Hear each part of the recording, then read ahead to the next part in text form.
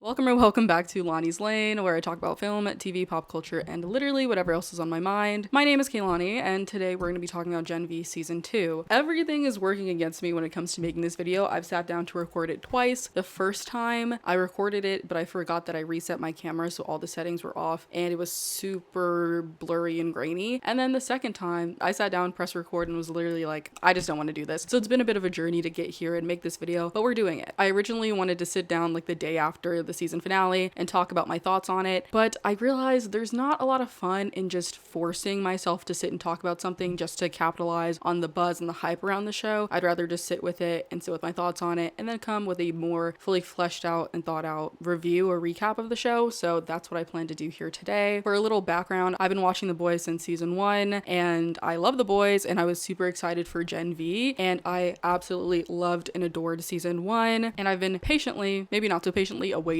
season 2. And I know it's not just me, but I feel like there's been a general sentiment of kind of tiring out of The Boys and feeling like it's a bit meandering and feeling like we're kind of retreading a lot of the same ground each season, whether that's the ongoing finding ways to kill Homelander and then just not doing it, or Kimiko and Frenchie's will they won't they. It does feel a bit meandering, and so I am ready for the show to come to a close and really have some payoffs and show that the world actually has stakes. But when it comes to Gen V specifically, the reason I really loved it and gravitated towards it was, yes, it built off of The Boys and the world they'd already built, but it was also just a coming of age story. I saw an interview with Lizzie Broadway and she said when she was formulating Emma's character, she was thinking of the show in terms of like Euphoria or a more dramatic show like that. I guess this is my overview, spoiler-free review, but the reason I really loved season 1 was the fact that these were real characters with their own storylines that were in the Boys universe, but weren't tied to any bigger plot, but still felt like they had stakes. And I loved to see the interpersonal connections between the characters and how they were just coming into their own. And I really felt like that was missing with season 2. It felt like the entire purpose of the season was to set up the Boys finale and get us hyped for it. And I already was hyped for the season finale and it did work. That ending, we'll get to the ending, it did really get me excited for the season, but I felt like this season was kind of sacrificed in the storytelling and the groundedness that it had the first season. And it was disappointing, but I still love the show. I really love the characters and I so hope that we get a season 3. They had moments here and there that felt more reminiscent of season 1, and clearly with the passing of Chance Perdermo, they had a lot to deal with and work with this season, and I think the season was done well, but it didn't hit the spot. I guess a good way to sum it up is it felt like they had one foot in The Boys and one foot in Gen V, and they didn't commit to either. They were just kind of doing this middle ground thing that kind of neglected both stories, and yes, I think they'll build on it much better in The Boys finale, but it just didn't work for me. So those were my spoiler-free thoughts on Gen V season 2. Now I'm gonna go character by character. I have my notes here and talk about each plot point and the character arc of each character if there was one. So let's go ahead and get into it. So we're gonna start with Harper and Bushmaster. I'm just gonna talk about them together because that's how they were presented to us this season. They were very interesting characters, and this happens in The Boys too, where they introduce a superhero or a soup with a really funny, interesting power, but they don't really serve the larger plot or have anything else going on. They're just kind of funny and interesting, and I felt like that was what Harper and Bushmaster were, and I really liked them. I thought Harper's power was so cool that she's a chameleon, especially since in season 1 we just saw that she had a tail. Building on that and actually giving her power and making her instrumental to defeating Godolkin was actually really cool. But I kind of wish that they were utilized more throughout the season instead of just like, oh, they hang out with Emma once or twice and then they come in the final scene just to save the day and like help. Yeah, we'll get to the whole Godolkin final scene, final battle later, but yeah, it kind of felt like these were just throwaway characters. Speaking of throwaway characters, we have Greg. I forget the name of the podcast, but it was these two guys talking about this season, and they picked up on the fact that when it comes to Emma and polarity, it seems like because of Chance's passing that they were replacing Andre with polarity in a lot of these scenes. So the side quest that we saw Emma go on with polarity, that would have been Chance or Andre if he was still with us, and they'd likely develop a romance between Emma and Andre. And since they can't do that, since polarity is her senior is a grown man, they had to give her some kind of love interest to develop tension between her, Sam, and the third person, Greg. And so that makes sense why he's kind of just shoehorned in there. I know a lot of people were saying he just seemed suspicious and they were thinking he was going to come out and be like working for Vought or something in the end. And I didn't get that until like the final shot where they just lingered on him a little too much. And he was like, yeah, I can't go with you guys. I have to be there for my sister. And it's like, your sister and you are both part of the resistance, so why wouldn't you want to leave? It didn't make a lot of sense. So I was like, maybe he is. But when it comes to the love triangle between Sam, Emma, and Greg, at this very point in time, I'm going to have to choose Emma and Greg. I just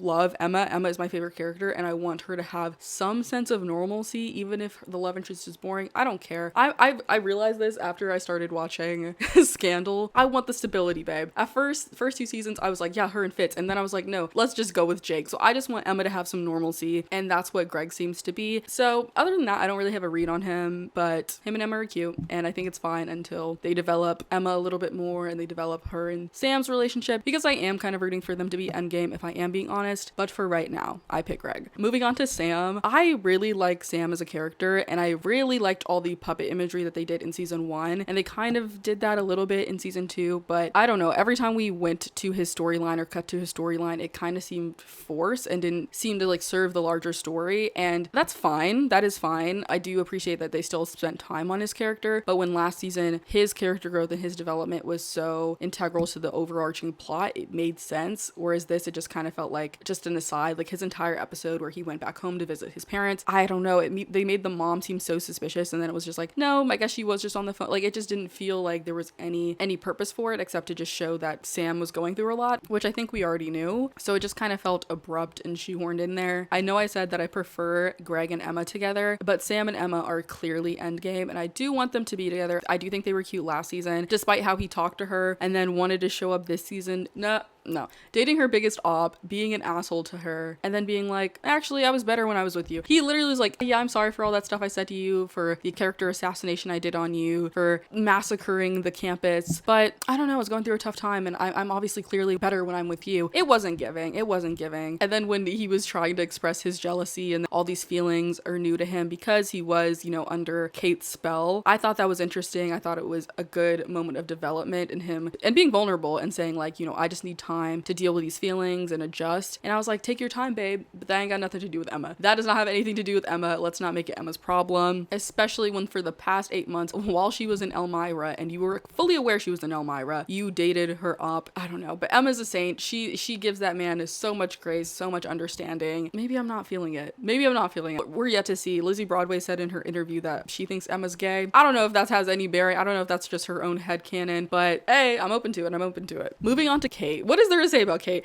I started watching Crazy Stupid podcast because of their TikTok about, talking about how perfect her casting was as a white woman whose power is control and manipulation. I think that's actually why her character makes me so frustrated. And yeah, Kate's not about and she's never been about the fact that the first time we see her is when her friends get out of prison or whatever Elmira is for 8 months, and we find out she's been filming a movie, attending class, acting like was so sweet, and then she's like, hey guys. Oh my god. I understand last season she was under the other dean's manipulation and control, and then now she's under Cipher's manipulation and control, and it's good. It's so perfect actually. I was about to say, but she acts like she has no agency, and that's something that a lot of white women do. They act like they have no agency and no power in these situations whatsoever, and they're just trying to get in where they can fit in. And to some extent that is true, but they are playing such an active role and they're harming the people around them. She's harming all of her friends under the guise of I'm looking out and doing what's best for you. How did any of her actions leading up to them getting put in Elmira for 8 months, how did that help them? And then she's like, well, I got you guys out. You just have to do exactly what they say and help them and help aid them in their quest for supremacy. And she says this all with a smile on her face and no awareness. It's really crazy. And then I'm trying to think about what she did throughout the season. Okay, yes. After she tried again to manipulate and use her powers on her friends and they murked her ass and she went to the hospital, she lost her powers. That's the entire thing. I was thinking like maybe she just realized she was lonely. No, she lost her power.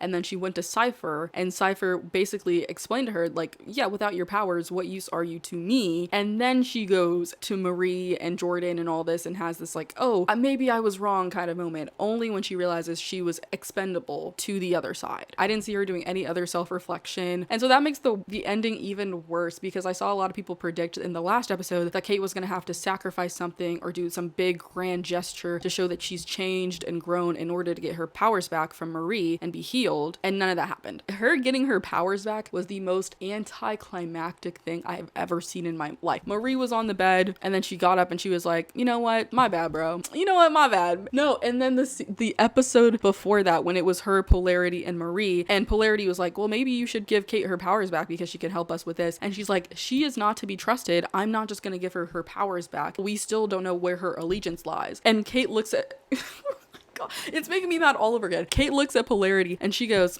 I mean, yeah, I've already tried, but she's not gonna listen to reason on this one.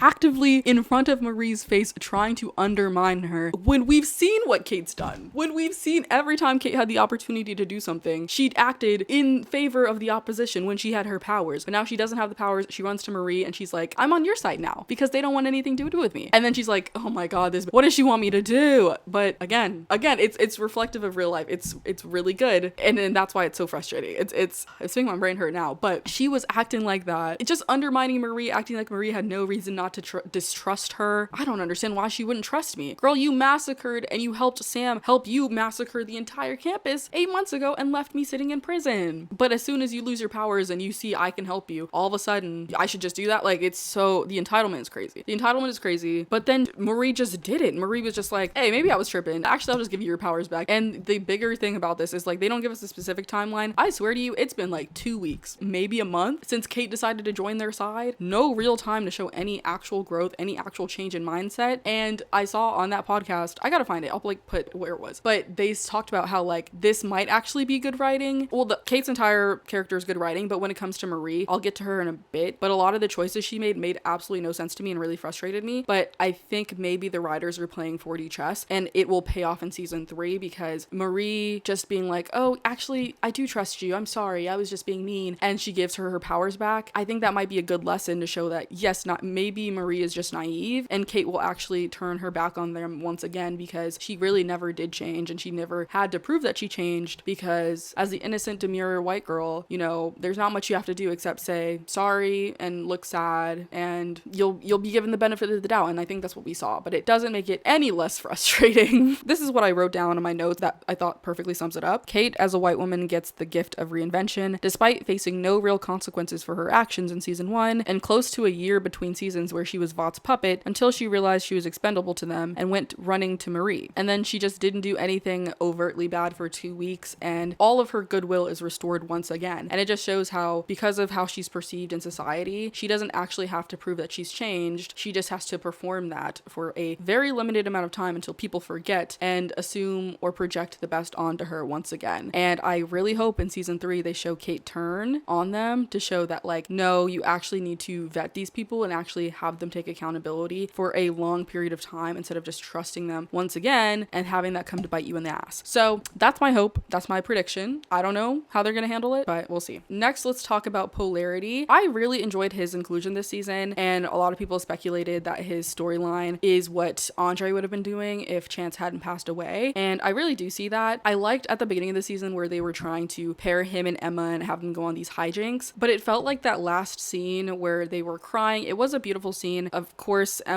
Lizzie Broadway, Emma's actress, gives an incredible performance. It's very emotional, but it didn't feel earned. Her and Polarity's connection by the end of the season, it seemed like they were trying to show that they made this, you know, big connection and all this, and we saw them hang out maybe twice during the season, and I get that a lot of that emotion was probably around, you know, oh, we feel like we've done this for Andre and we feel like, you know, we're keeping him alive through how we're moving, and that was powerful, but again, they'd only hung out like twice before that, so the fact that she's so sad to leave him behind was a little bit much. And then also it felt like they just let a lot of things fall to the wayside. Like Emma and Polarity found that Nazi memorabilia room that obviously belonged to Godolkin, and they just never told anybody else on the team about it. A little weird. And then I also found it really funny how when Marie healed him, he literally went like 5 seconds later, he was like, I'm healed, I'm cured. And it's like, maybe give it 5 minutes, like give it 5 minutes. But my guy was like, no, I'm healed. Everything's perfect now. I thought that was so funny. Like obviously he knows what it feels like to be sick and he doesn't feel that way again, but it's like, we don't know if this is a permanent solution. Maybe give it 5 minutes before we start declaring just like perfect health. But that's just like a nitpick of mine. I thought it was funny. But overall, like I really enjoyed Polarity's character, but we'll get to Emma. Speaking of, let's just get to Emma. Emma is my girl down. She's been my favorite character since season 1. Lizzie Broadway she's just so charming and she makes Emma so compelling and interesting. I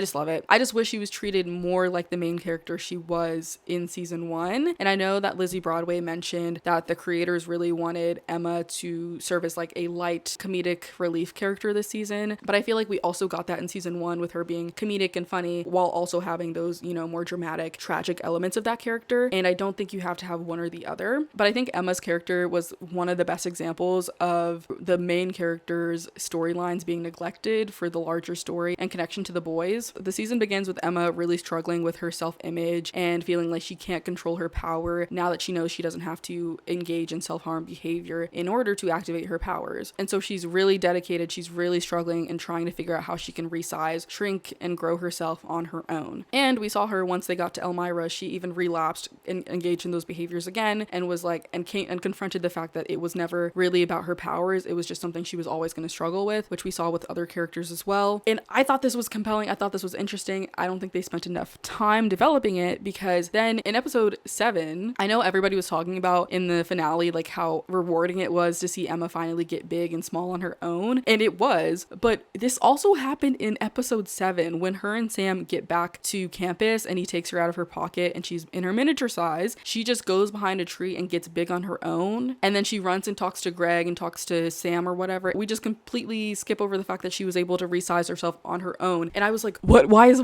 this not a bigger moment? Until the finale, she does it again, she gets big and small, and everybody's like, oh my gosh. But we never saw her get to the point where she was like, I've figured it out, I understand. Never. We just saw her struggling with it at one point and being like, I don't know what to do, and then she's able to do it in the finale with no explanation. I talked about it with polarity section, but it kind of felt like they were really forcing this relationship with her and polarity and making it seem like it was deeper than it was. I don't feel like we actually saw them form this bond. They went on that little side quest at the archives, and then, you know, he asked her about her ED ones. It didn't make a lot of sense to me. I'm not mad at it. It just, I wish there was more time spent developing it. I understand why there wasn't. We only have 8 episodes, but I wish we saw more. If you really think about it, they hung out a total of like 2-3 times over the entire season. So that like really emotional goodbye didn't really hit for me, except for the actors' performances that just really sold it. But really thinking in the grand scheme of the show, it didn't feel earned. But Emma is still my favorite character. Now moving on to Jordan. I actually have the least notes on Jordan of any character this entire season. And it's so crazy because Jordan is such an interesting character and they had such a prominent role last season and the beginning of this season. And it felt like they really just kind of fell to the wayside. I have it, the first line of my notes is Jordan just kind of felt like Marie's sidekick this season, which is really unfortunate because season 1, they were butting heads and it felt like they were more equals in the story. And I understand, again, we'll get to Marie and the, you know, chosen one arc, but this is like a bigger issue with like Amazon and how they release the first 3 episodes and then the rest are like on a week by week basis. It felt like the first 3 episodes were so rushed, like Jordan and Marie beefing, they make up, get together, and they're saying I love you by the 3rd episode.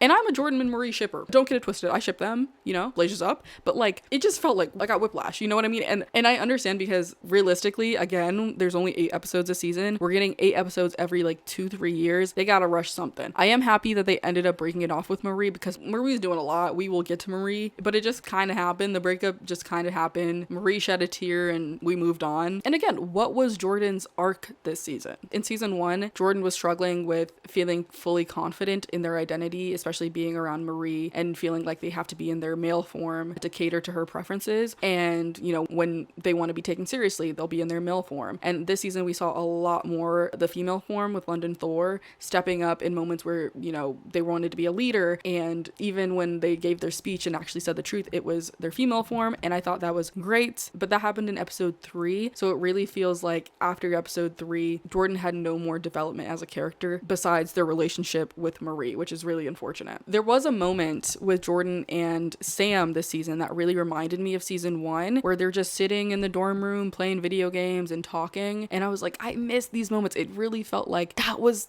what season 1 was. Because yes, this show is about, you know, superheroes and corruption and all these things, but it also was just a college show with a diverse cast. And I really liked that about it. And so seeing a moment where they're just having a normal conversation despite everything that's going on felt very reminiscent of season 1 and was one of the standout moments of the season for me. Now let's talk about Annabeth. I love Annabeth. I don't know why people were so annoyed with her after like 1 episode.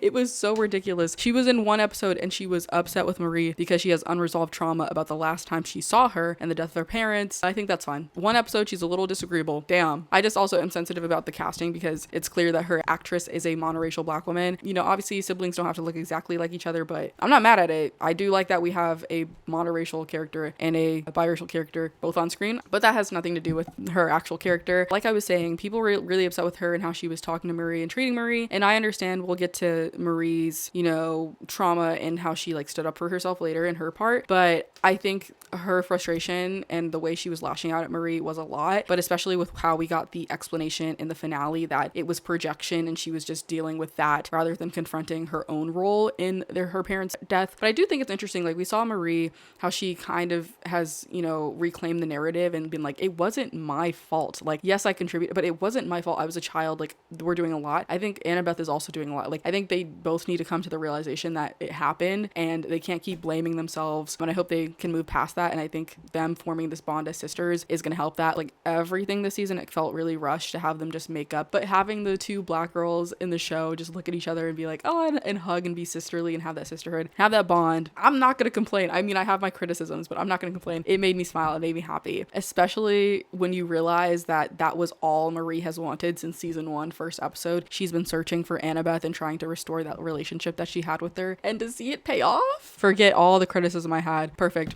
way to end the season. And people pointed out that it was a full circle moment, because when we first see Marie's family, they're all seeing A-Train get inducted into the 7, and then A-Train shows up in the final scene. Oh, it's so good. Right after they make up, after they have it's so good. It's so good. All is forgiven, guys. That's great television. Okay, what we've all been waiting for, let's talk about Marie. So before we talk about Marie as a character, because I'm going to talk about how frustrating her character was this season, it might have been the writing and a lot of the choices that they made, but I want to say, no matter how frustrating I found her character, I really like that I found her character frustrating. I love when we put a black woman on screen that isn't palatable. Every decision she makes isn't perfectly thought out and fully sound and defensible. I love that because it's challenging. We should see black women on the screen who aren't meant to appease or, prove a stereotype wrong. No, that I want a real character, a real black woman that may not make the best choices, is frustrating, because that's challenging. That challenges me. Why do I need her to be palatable and not frustrate me? That's not something I require of other characters, and it makes me reflect, and I like that. So for all the criticism I have, I do like being frustrated by Marie. I do like that. And this isn't a place for racists to get up here and say weird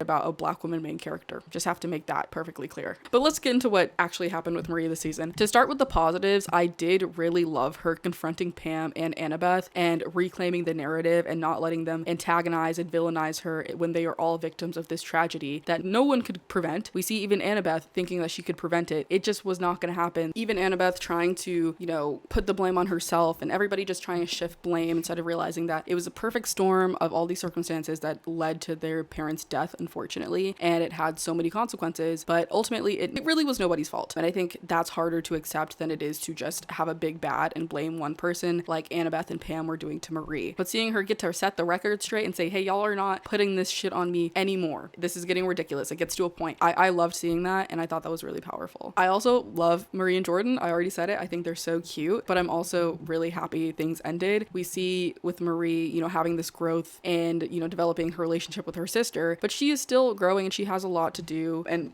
has a lot of responsibility that just is not going to be helped by having a relationship where she's clearly not equipped. She's clearly not equipped to be in this relationship with Jordan. She doesn't communicate very well. When Jordan was like, I'd love to be your friend. Sorry.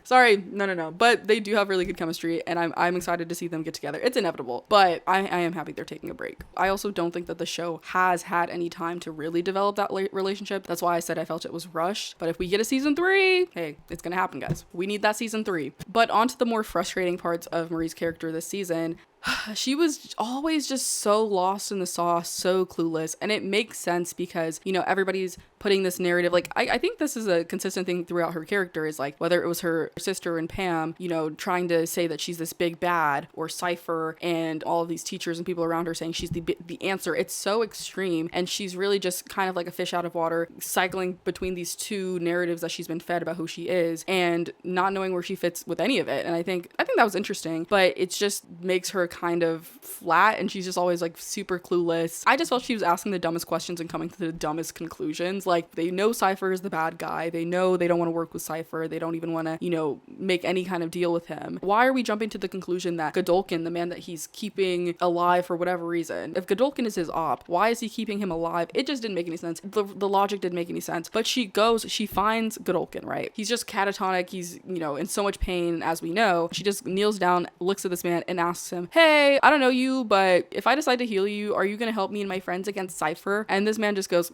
He literally just nods and she's like, okay, heals him, and then, oh my gosh, he's godolkin and he's not a good guy. I feel like that was always one of the bigger possibilities. So the fact that we just jumped to that, it didn't make any sense. The fact that her sister and all of them tried to stop her, not just to stop her from doing what she was going to do, obviously they thought it was dangerous, but the fact that she didn't consult with the team about it, it didn't make any sense. And I feel like they kind of did set that up with the fact that she ditched Emma and Jordan Elmira, but I don't know, I don't remember in season 1 if they, I guess also Marie is coming from a background where she's just had to look out for herself, and so we are developing that, but I wish that arc kind of had some more development, and I can see it happening in season 3, I can see it happening in The Boys, and I think a good consequence and a good starting point for that was Jordan just setting that boundary and breaking up with her, because it's like, Marie, you just look out for yourself and you don't look out for the team. And I do think that's a good storyline. I think I'm excited to see it, but I'm not going to act like I wasn't frustrated by like almost everything she did this season. And also, I'm looking at my notes, I said it earlier with like, she's just kind of like a fish out of water, she's just kind of going with the flow and doing what she believes is right, intuitively. But I also think that they were trying to convey how Cipher had really made her his puppet, because Cipher saying like,